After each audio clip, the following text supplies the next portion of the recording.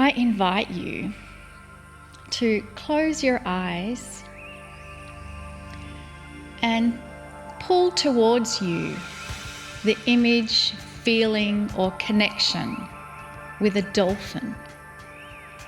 And each one of you has a different interaction you'll experience with that dolphin. Some of you will be standing on the shoreline watching a dolphin or even a pod of dolphins playing in the waves.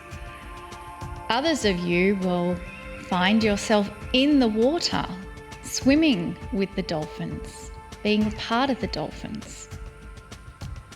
And no matter what situation you find, the dolphin's presence is enough to convey to you a feeling of dolphin bliss, a joy, a happiness, just by being in their presence. And that's all we're asking to do in this moment, for us to connect and feel the blissful, joyful, playful, happy state that dolphins are in and dolphins provide to us. And in this connection with that, already your energetic imprint is going into the crystalline grid of the earth, and it is also going into the crystalline grid of the dolphins and whales. They feel this connection. They feel this excitement of sharing this moment of joy. And it ripples out into the field that everyone on the planet is connected to in this moment. And just from you alone, spending time to connect with a beautiful animal, the dolphin, you've already made a difference.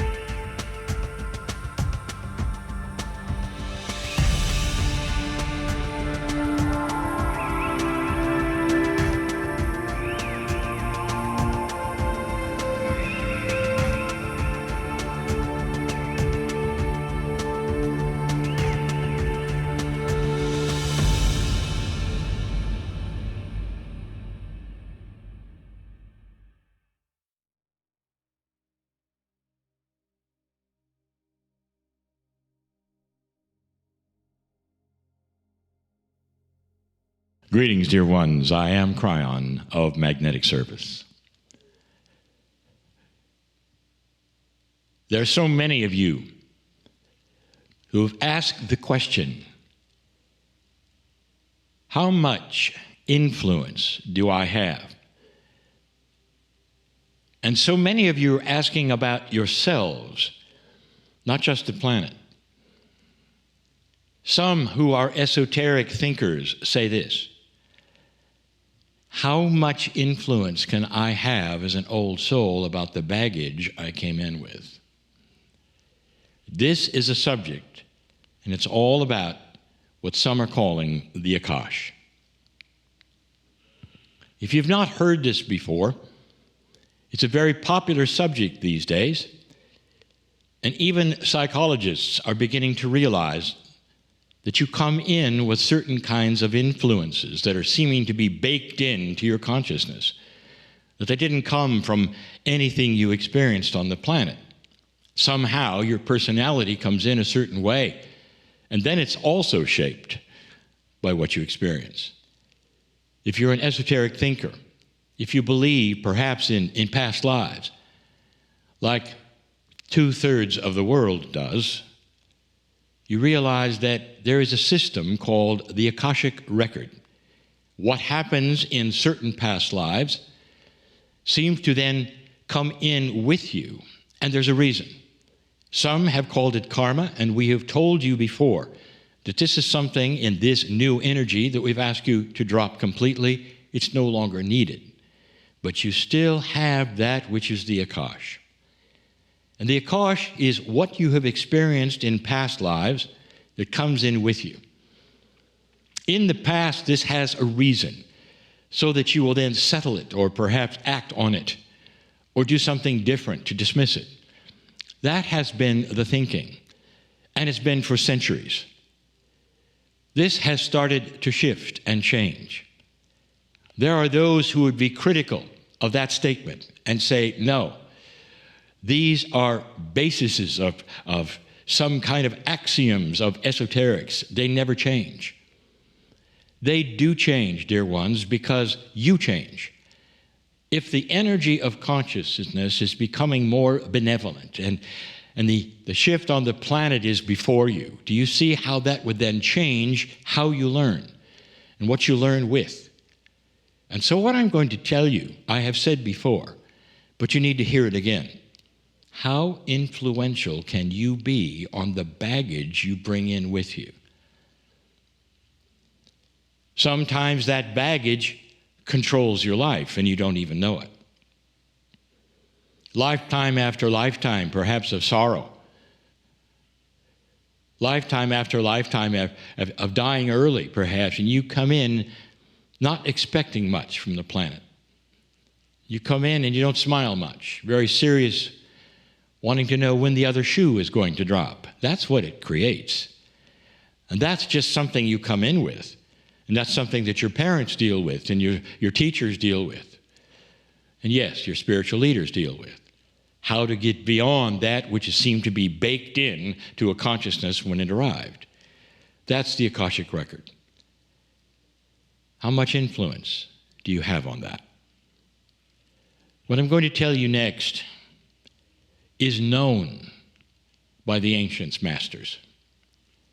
You have full influence. I want to take you to a place in India called Varanasi. And for hundreds of years, in a teaching about karma, the Akash, they know that if they go to the river there and bathe in it, the belief is this, that they can influence that which was baked into them when they came, the Akash, the karma. And they can be free of it to a certain extent so that they can proceed with their lives, or the next time around it'll be different.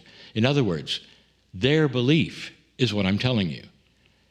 So for those who are critical of this message, that you have power over your Akashic baggage that you bring in, I'll tell you this, it's not a cry-on statement. This is historic. It's part of the belief system of millions and millions of people already. But this may be new to you. How much influence do you have over what you think is something that is part of you and never will go away? The answer is this. This is a new energy on the planet. I've talked about it already. My partner has talked about it even in this program, where you're going to start to see a change in what some call the light and dark quotient. Right now, even as I give this message, there are some listening to this perhaps for the first time or say, what is he talking about? There's war. We haven't had war for a long time. Suddenly there's war, and Brian says it's getting lighter. I'll say it again if you haven't heard it. Isn't it interesting that we suddenly have a war? Who expected that? And the answer is, this is from those who wish to pull us backwards, pull you backwards, pull us as your guides backwards, into a very old energy of war on this planet. It's the old circle of time. That's what you're seeing. And you also have seen the reaction to it from the planet. This is all new. Are you seeing this? If you're only simply seeing the news and seeing the horror of war, you've missed it. There's something bigger going on. This energy, this lighter energy, is going to be of compassion and kindness like never before. A world that's starting to see one another as they see their family, instead of some foreign individuals in a foreign culture with a foreign language. The internet has really helped that. But more than that, the collection, the coherence of consciousness, where you start to see one another so differently than you've ever seen each other before. And in that, there are new tools. The tool set that I'm talking about is the one that's starting to blossom in every human being. The DNA is changing, and we've told you that before. Some of you are starting to accept it, realize it, and move forward with it. Some who have felt nothing is possible in my life, I cannot change who I am or what I am, are starting to have an inkling to change your mind about a tool set that you might have that you never felt you did before. And you do. You really do. And part of that tool set is to fully and completely change that which you came in with that might affect your life. And the next question, and I know those of you who are listening and saying, okay, I believe that, it's true. How? Those in India said, well, you go to a certain place and do a certain thing. It's actionable things, and it still is. But you don't have to go to India.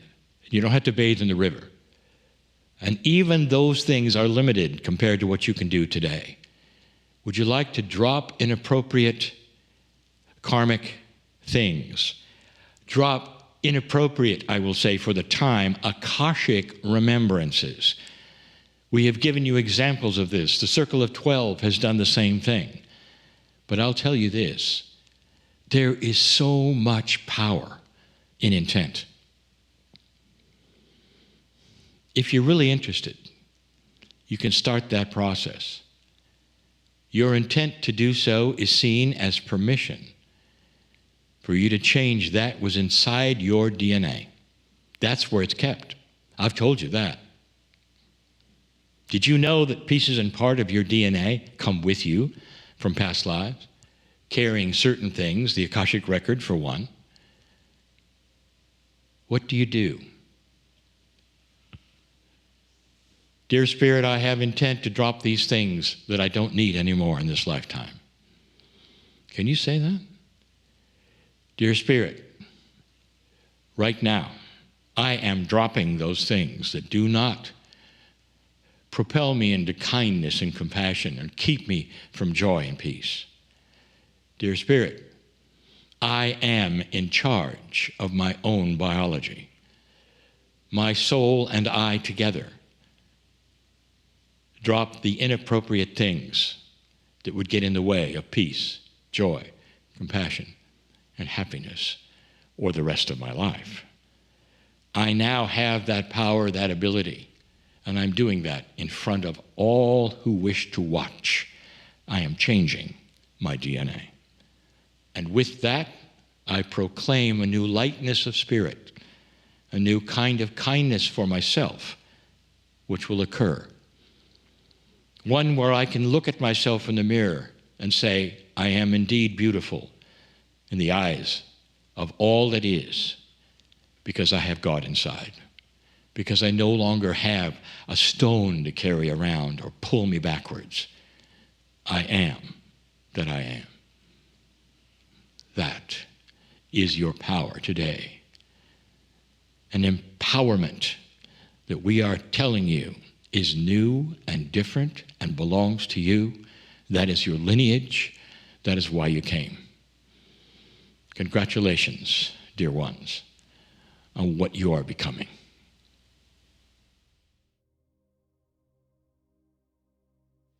There are so many things that I'd love to discuss with you in these new times. the things that have occurred just even recently, not only on the planet but with you, are miraculous.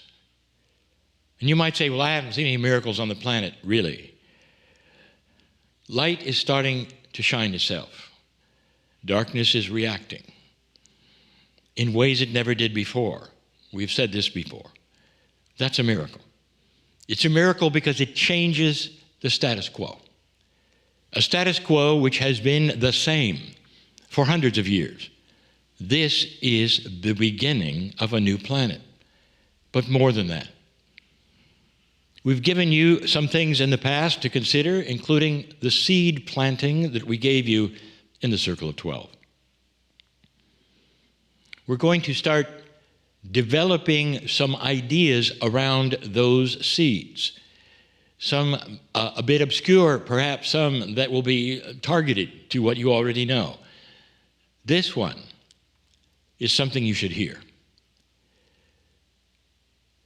For many, many years, we've talked about your magnificence and the potential of mastery on this planet. How many of you can define mastery? You might say, well, the only model I have is what I've read and been taught of the masters on the planet of old. Many of them walked here and they did miraculous things. That's mastery. It goes way beyond that. Look at your favorite master. We've said this before. What have you been told? What's your intuition? What would it have been like to sit next to that person, he or she? One who was called a master, or saint perhaps. One who was seen as someone who could do beautiful miracles, but more than that. I told you once that where masters walk, flowers grow. Where masters walk, animals come and sit at their feet. Because there's nothing like that, which is the consciousness of an ascended master. It's not by their works that you know them. It's by who they are and their consciousness and how it feels to be around them. Whatever master you can conjure up that you know of, or perhaps at one time have worshipped, or to this day look up to, they all had that. A consciousness that was so high that humans simply wanted to be with them, to sit at their feet. What was in common with all of the masters? I'll tell you. It's not something historians will necessarily tell you. All of them laughed. All of them. They were joyful. Dear ones, I was there. There are some secrets of mastery that you've never been told. They're put on a pedestal. You hear about their works. You read it in Scripture. But do you know the human? I'll tell you, if you could see them, if you could sit next to them, talk to them, you'd find out that they emanate a field of love. It's so strong that anyone in that field is affected in a most beautiful way possible. Some are healed simply by sitting next to them, because the cellular structure of a human is then filled with their love. It's dissolved into their DNA, you might say. That's mastery. Is it for you? Now, there are those who will say, mastery will be attainable someday on this planet because Krein has said there will be an ascended consciousness eventually. I want to give you a secret, a hint. Consciousness does not ascend by itself. It's pushed. It's pushed and accelerated by old souls who start to understand mastery, who start to understand that who they are, what they do, and how they act goes right to a field around them as well as the field we've talked about for years, and changes it. And that it sticks. I'll tell you something else that we have said over and over, that light cancels dark. And here's what I want to tell you about that. If you have negativity in a room and you felt it, it can be dissipated almost immediately with light, with laughter, with understanding, with forgiveness. And that light and that understanding and forgiveness, that stays there. Very few can stay mad. You have to try hard to stay mad. But it's easy to stay in love. It truly is. When love is always there, and love is seen in all of its majesty and its glory and its beauty and its joy, it stays there. It sticks to the walls. It sticks to the floor. It sticks to you. It sticks to others around you. That's metaphoric, of course. But what I'm telling you is that mastery, you got to work on it right now. Do you see yourself in a potential suit of a master suit? More metaphors. The superhero of mastery, with a cape included, if you want to. Anything you can visualize. Do you see yourself or not? The first key to becoming anything other than what you are, the first key to seeing mastery in your life is to see yourself as part of it. There are so many who say, well, it's unattainable. Why should I try? Or perhaps you've been taught that you shouldn't try. Perhaps you've been taught that you are a lowly human, and that only masters who have a godly self could do these things. And perhaps you're not able to because you've been taught that you have that which is a darkness, a dirtiness. It's a human trait, and you came with it. That's trained. That's not truth. That's trained. That's not how it is. You come equipped with love. Your soul that we take you to so often, it comes in with love. Your society is very good at training you out of it. Not the kind of love that a parent has for a child, dear one. That's beautiful. That's lovely. And so many of you are fortunate to have that. Love in your life from a partner, from a pet. So many of you are so fortunate to have that. No, I'm talking about what comes in with you, with your soul, which tells you you're beautiful.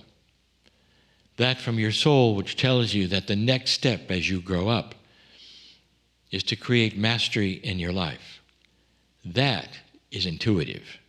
That is who you are. Did you know that? If this is the first time you heard that, I want you to take that in right now. You came in with the equipment of mastery. Most of the masters on this planet, they didn't walk around saying, I'm light and you're not. They didn't say that. Almost everything a master said or told you or wrote or told their disciples was, look at me. This is what you can be. Look at me. Look at what I am and what I do. I'm a human being, just like you. This is you if you want it. You all come in, you might say, as sons and daughters of the creative source. You are a soul first and a human second. And somehow the training has been all the dirtiness of the human that cannot somehow get to God. Who constructed that for you? I want you to think about deconstructing that in your life.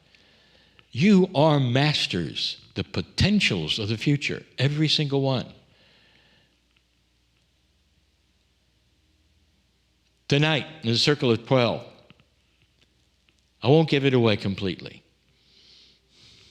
but I'm going to continue this in this meditation of the Circle of 12 and what you can do about it and how to proceed. Every single one of you have mastery in your future if you wish, some kind of mastery, a change of life that then will affect others around you, the beauty of love that will seem to penetrate everywhere you go like a bubble. Wherever you move, wherever you stand, people will see it's safe to be around you. It's a good thing that you're there. they'll laugh, they'll love with you. That's the beginning of mastery. When you have that, everything else is possible. Is that for you? Do you see the mastery suit hanging in the closet, dear one? Or not? That's the first step. See yourself there. See it as you. And then it will happen.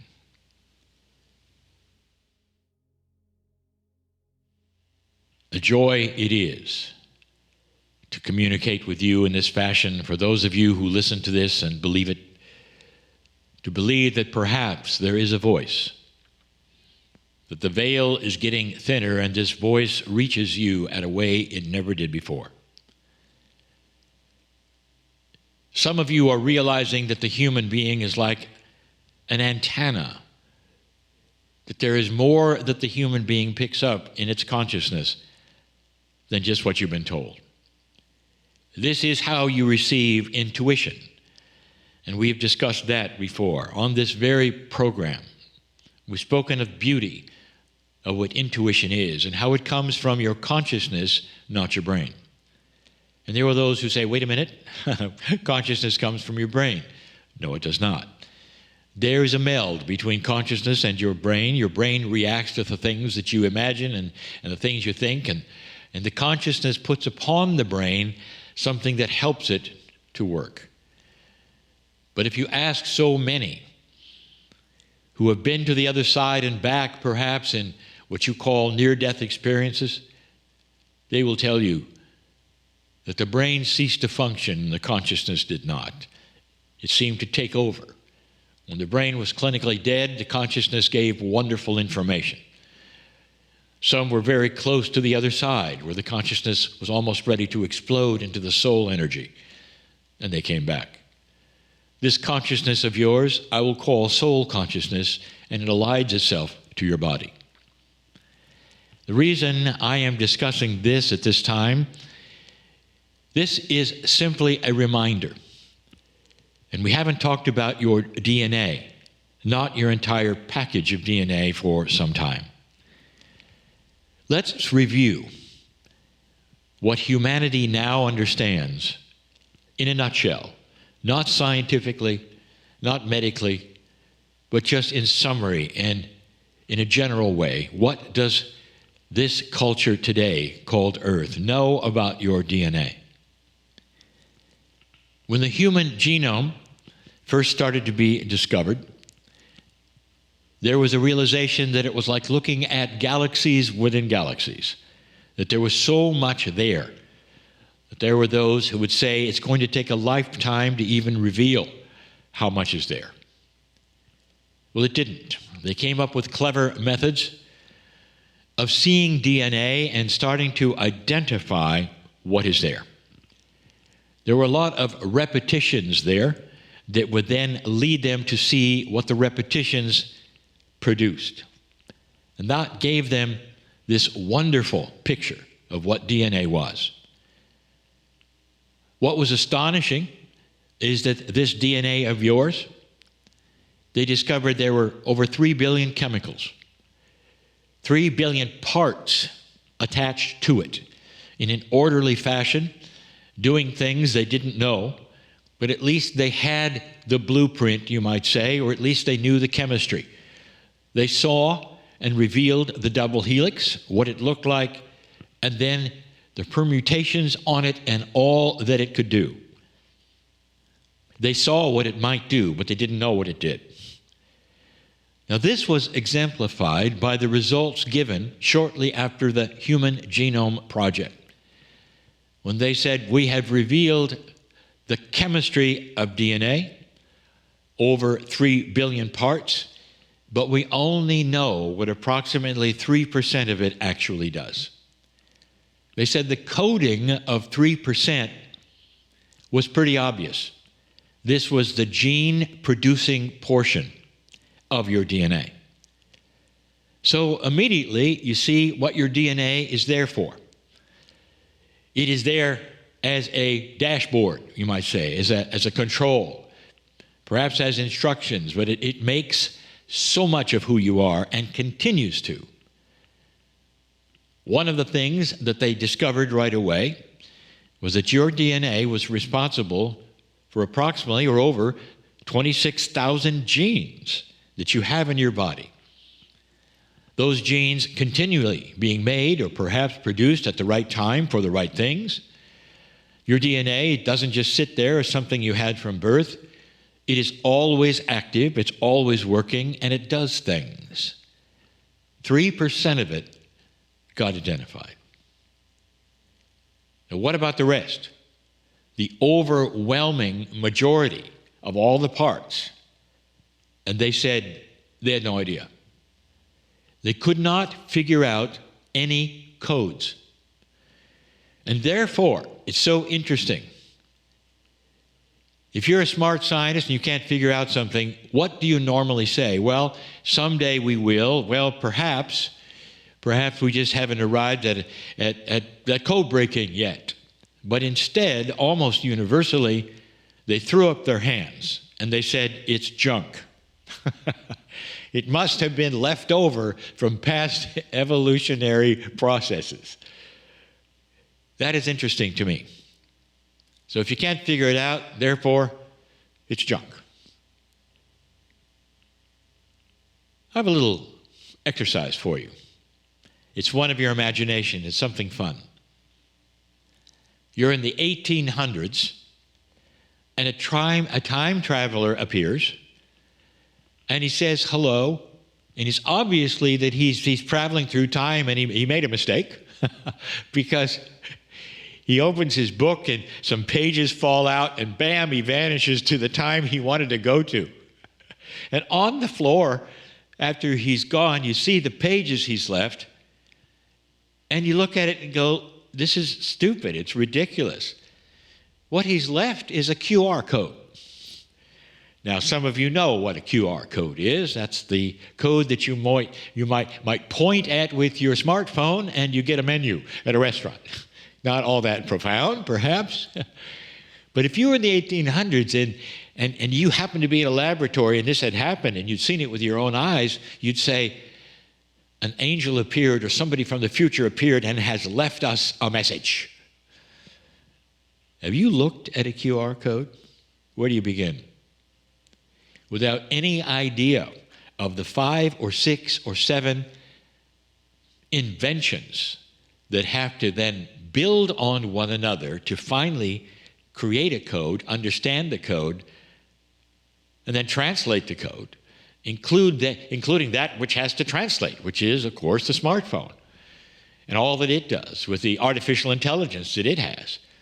How are you going to look at it? What code breaker in the 1800s do you think could figure out a QR code? Who do you think could do that? And the answer is probably no one in the world. Because they didn't have access yet to things that had not been discovered or invented or figured out. I like to pretend that they could figure it out. This is me being funny. They figure it out and they say, oh my goodness, those from the future gave us a menu to Sam's restaurant. What is the meaning of this? Do you see my point? Junk DNA, you couldn't figure it out, so it became junk. Well, luckily, in 2012, they figured it out. Perhaps you didn't know that. There is no such thing anymore as junk DNA. They found out what over 90% of DNA did. Dear ones, it didn't make anything. It was an instruction manual for the rest. Everything they saw there had pieces and parts of language in it. The kinds of code breakers that were most, I would say, ready to help figure this out and did were linguists. They showed that it had to be a language. So it became something like libraries filled with books. So the instructions, what is in your DNA? And here are the instructions. And here is where I want to tell you something that you probably are aware of now. In that place is revealed If you could read those instructions, which they cannot, they simply now understand what it might be. When they start reading the instructions, when they start breaking that code, I wonder if they'll release it. It'll talk about your Akash, what you've experienced in other lifetimes. It'll have the feelings in the codes that you now are working with. But the big one, it'll talk about the multidimensional 24th pair of chromosomes that you have from the stars. Very well seen and identified if they could look at the codes and they knew what they meant. That will come someday. This, dear ones, will be the proof of all the eye-rolling things that I've been telling you for so long, that there's so much more to the human being than biology. There's a lineage that belongs to the stars that's beautiful, and this lineage is starting to open. This 24th pair of chromosomes is starting as a time capsule to be opened. Not that you're going to remember you were from the stars. You're going to start remembering what they gave you. A deeper wisdom, knowledge of things that are to come, an understanding perhaps of why you're here, a feeling of peace when you don't have one now. This is the beginning, just the beginning. My prediction, someday they will be able to read that code. Right now it's just like a QR code to them. But when they can, revelation will be here. And they're going to have to think very, very, very hard before they reveal it. But I think you're going to be ready for it. This is just another channel to show your magnificence of who you are, and what might be coming. Congratulations on making it to this point of light. I'd like a discussion on something that you have grown up with, oh metaphysical one who is interested in higher vibration, higher consciousness. The discussion is this. I want to talk about those who wish to raise their vibration.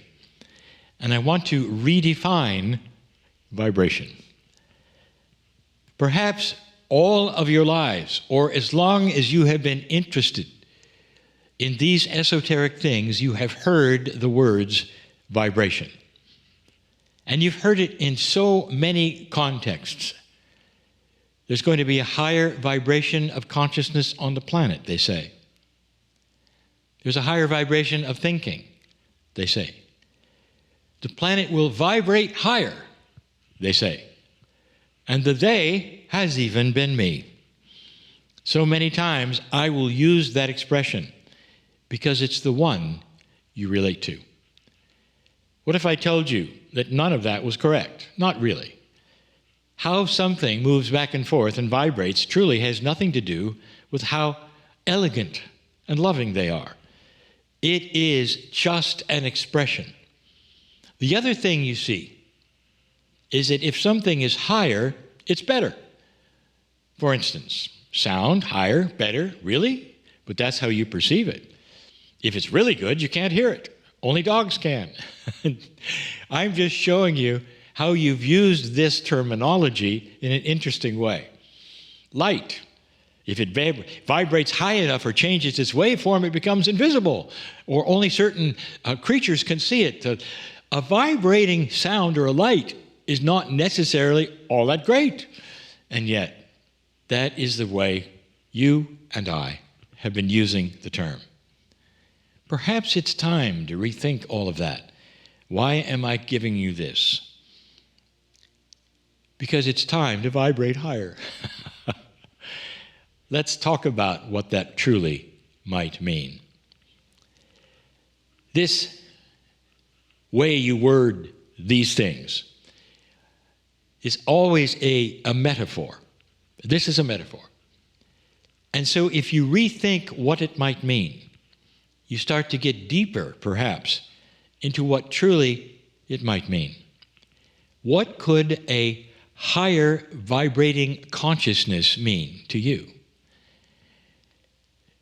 If I say it, it means this: a consciousness that would think out of light and love and compassion, instead of a consciousness that would go right to fear.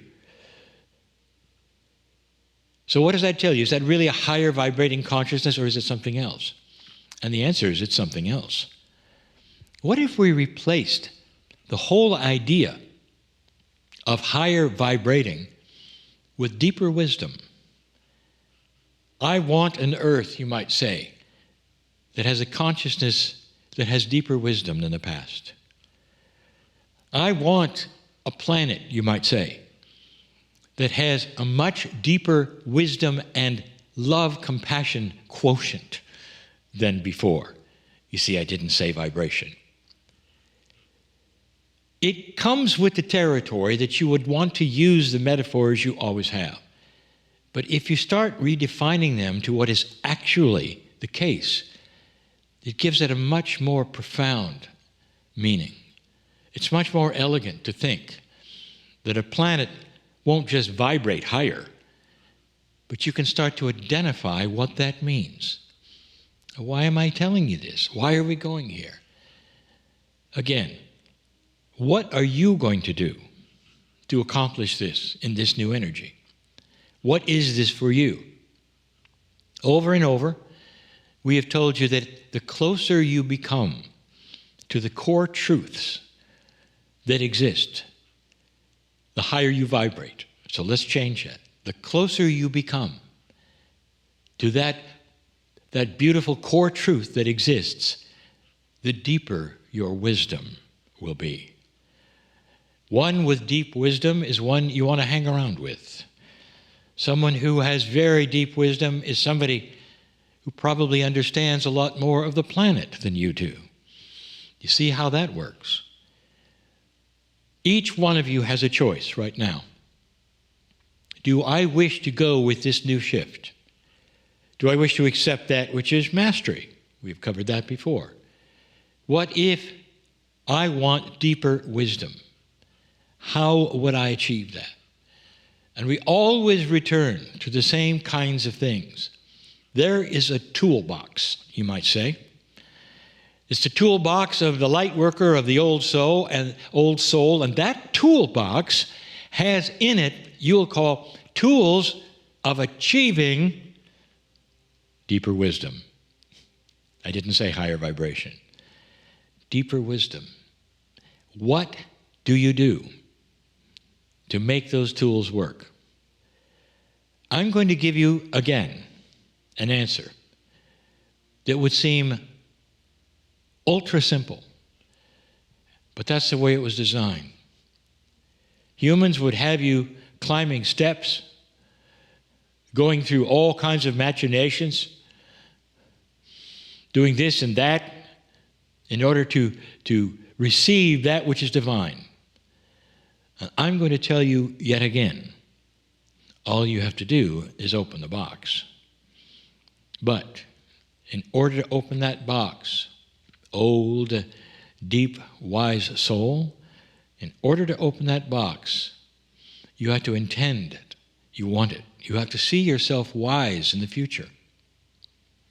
You have to give yourself permission. You may even have to verbalize it, which you've heard us start to do more and more. You might stand there all by yourself alone, with your hands perhaps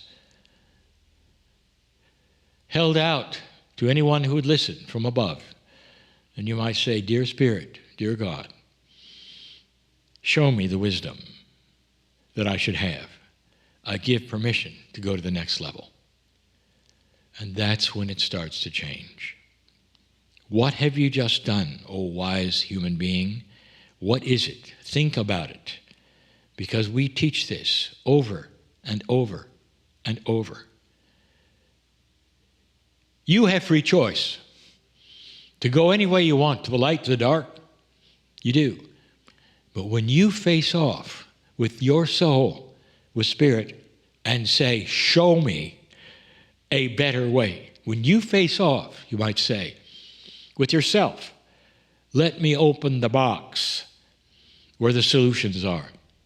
Show me the next level. I want deeper wisdom. Show me where it is, where to go. Push and pull me with my intuition so that I'll do the correct things, dear Spirit. That is when the wisdom starts to show up. That's when someday somebody will look at you and say, you know, I think you're vibrating higher. You see what we're doing today, a play on words, but we're defining what it means, what it truly means. Much, much more elegant than simply something vibrating at a certain level. So what does the wise old soul bring to the planet?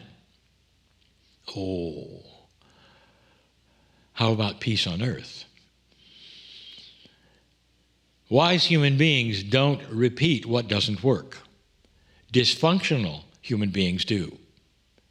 Wise societies don't return and return and return to the things that make no difference and never worked in the past. Elegant, wise societies, they move on. I'll tell you, I have seen this. This is what is happening on the planet slowly, that some of you are not even realizing is happening. Starting to become wise in what you want and how to achieve it, instead of going back and repeating a history that didn't achieve it. That's wisdom. You might say, if enough old souls do this, the whole entire planet may be wiser. And then there will be those who say, well, yes, it's vibrating at a higher level. Wisdom is the key. Wisdom gives you better choices. Wisdom is what you're asking for. Dear Spirit, give me the wisdom to know what I should do. How about that one? Dear Spirit, give me the wisdom to know which choice right now to make or what I should do in this situation. And if I don't get it, then push me there. You have just given permission with your free choice for a whole bank of angelic beings and guides to surround you and help you with the next step you make. You see where I'm going? That is vibrating higher. Wise old soul, I am in love with you, with all of you, because you now understand that there's value in this, that this perhaps is wisdom speaking. I'll leave that to you.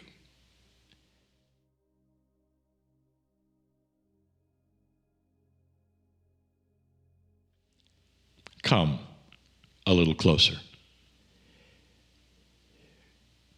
There are so many of you who ask such important questions. As it was pointed out today, especially in that which was given in the information of love, information of forgiveness, that truly all of the answers may very well rest in you. It's not about the things that you wish to create in your life. It's about what you wish to happen within yourself that would then help create the things in your life. This, dear ones, is the message and has always been the message of Kryon. That as you go, so is your life.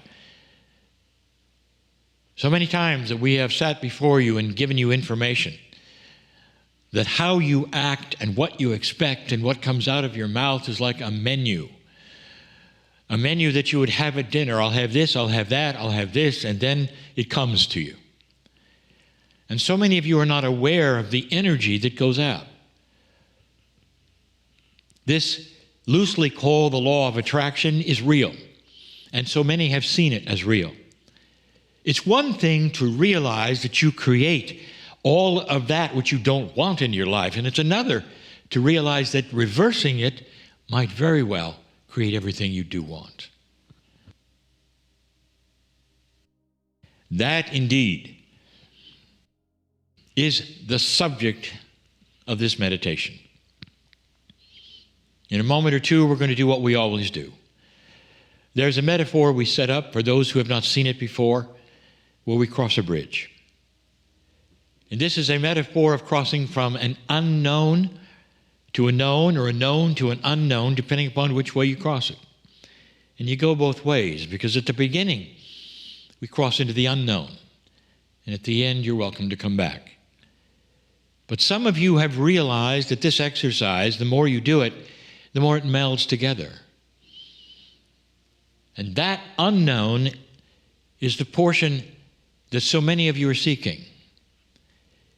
That is your soul portion. That is the all that is portion.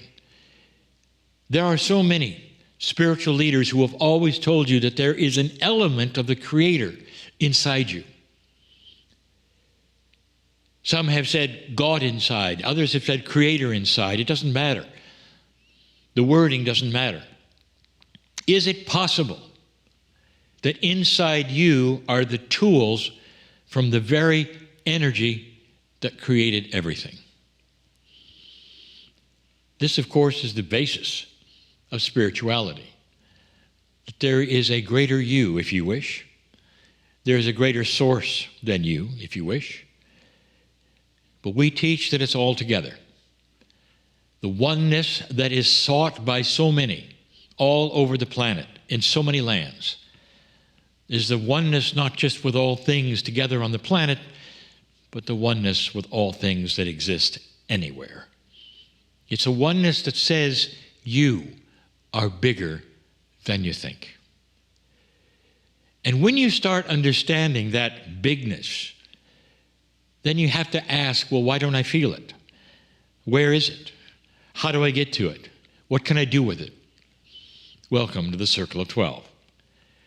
This is the process, the exercise, the visualization, whatever you want to call it, that allows you to go to that place that formerly you haven't been able to go to easily. This new energy on this planet is in favor of you discovering you. You might say that the ground is now tempered with love. That where you walk, there are things to discover that you've never seen before. But there's part of you which has to acknowledge it. There are still those around who wish to then say, well, nothing is good here. Nothing that I do will make any difference, and wherever I go, there's trouble. That's quite a menu, dear ones. Have you thought about that? What do you verbalize out loud to your friends? Perhaps you might catch yourself sometimes when something happens and you say, I knew that would happen. And you just verbalize something that you acknowledged that you had expected something poor, and you got it. And here comes the waiter with the meal, put right in front of you. Wow, you ordered it. There's a bigger story here. What if you could reverse that? Not just eliminate it. What if you could reverse that? Well, first you're going to have to change your menu. And I mean what's on the menu. What's on your menu today, any day. And we're going to do that by going across this bridge in this circle of 12. And for the first time, there's going to be a new room. And for the first time, something new is going to happen there. And this is going to set a stage. And every week, for some weeks, we're going to do the same kind of meditation with different results each time. Is this real to you or not? Are you simply observing something you think is kind of cute? Or do you understand that being in two places at the same time is well within your ability? Oh, multidimensional creature you call human being. Are you aware that your DNA is multidimensional? Quantum biologists are, or you could argue with them if you wish. Everything about you says that there is multidimensionality in you, but you live only in four. But you exist in many. That's why you have the intuition you do, coming right from your soul. That's why you have the miraculous healings that are possible, coming right from the other side, from your soul. You are more than you think. So I want you to go there with me right now. Crossing the bridge can be anything you wish, any size, any visualization, but you cannot see what's on the other side. It's not too long, it's just that there is a mist obfuscating anything beyond the middle of it. Where you are right now, you understand, you're comfortable, you're known. All is known. But when you cross the bridge, nothing is known. It's new.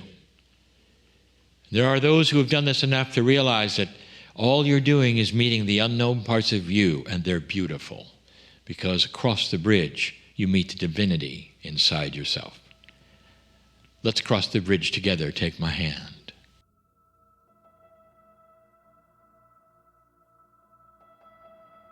Oh, one step at a time, dear ones, cross with me, cross with the others, any way you see it happening, moving through that mist with a smile, because you are going to be presented with love, compassion, and the kindness of you, the core you, how you were created you.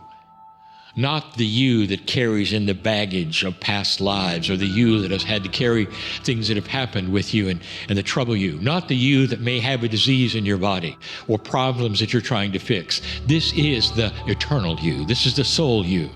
This is beautiful. This is gorgeous. This is where you have peace. This is the home you. This is where you go to when you're not a human you. This is the place you come and go from you. It's beautiful. I'll say it again. And when you're in this place, difficult to describe because only you know what's there, we often take you to a theater in the round, not this time. We've taken you to other places, other rooms, you might say. We've taken you to meet other masters, the Star Master, and so many other concepts. But this one, this is new. Not only is it new, you're going to experience what we will call actionable items. That is, something is going to happen to you, for you, if you wish. And the to you and for you is because it's time. It's time. These are things which you could not even imagine could happen 20 years ago. This is a new era, a new time, a new earth. This is what we told you was coming. A time and a place where humanity can realize what it wants and create it. You are on the cusp of peace on earth and don't even recognize it. Because you think, well, there's a war here, what's next? And what's next is a reaction from humanity that says, never again. This is not what we want, ever. You're in this beautiful place. Come through a doorway, a portal if you wish. It says a signal. It's a signal. It's a metaphor. You're going from one place to another where something can happen. You move through the portal and you come across something you really can't recognize. Is it a room or is it not a room? You can tell that it's a space that's dedicated for something, like a room would be. If you'd go, for instance, to have some kind of an event take place, to a doctor or a reader, so it's a space where you know something is dedicated to happen. It's a space for you. But you can't see the walls. Or can you? If you look at them, are they too far away to see? Is that a star or two you see? It doesn't make any sense. You're in a multidimensional space of you. And it's grand, and it's beautiful, and there's your name all over it. And something, you might even hear it. It's beautiful. And in the middle of that room, right in front of you, is a chair. This chair is different. Every single time we see this chair, I'm going to invite you to imagine it differently. You've all seen a chair. You can see a chair in your mind, perhaps. But this one, when you sit in the chair, it loves you. It becomes you. It's the most satisfying thing you've ever done. You sit, it encompasses you, it folds around you, it loves you. The chair is becoming part of your DNA, your bloodstream, your cells. It's in touch with you, and it's now ready to be activated. this chair has a name: the chair of transformation. And what comes next is who or what is necessary to imbue you and the chair with what is needed today. This is the first of many chair transformations and activations. The first one is important. There's going to be a transformation in you, and I'm going to tell you, as this entourage comes forward, they're going to touch the chair, and some are simply going to stand back and hold their hands up. Some of you, around you, as I'm mentioning now to the entourage, some of you may touch this soul if you wish. Whatever you do, it's going to go right into that which is the subject for the day: transformation of awareness. This is the first step. It's been mentioned. Even today's guests mention it. You are not fully aware yet, dear ones, of what is possible, or what is there, or what you might do, or who you are. And what you need, the first step, the first seed to be planted, you might say, is awareness. Do you accept this from this entourage, which will then give it to you? One of the steps we're going to ask every single time is you to give permission. If you wish, I give permission to have this entourage work with me today and give me awareness. I give permission, you might say, to have this entourage work with me today and give me what I need in awareness. If you wish to say that, then it begins. It begins right now. The entourage comes forward. I want you to feel this. The chair is beautiful. When the entourage steps forward and melds with the chair, you are one with this entourage. And what they wish to do is imbue you through your multidimensional DNA with a new gift, more awareness than you've ever had before of you.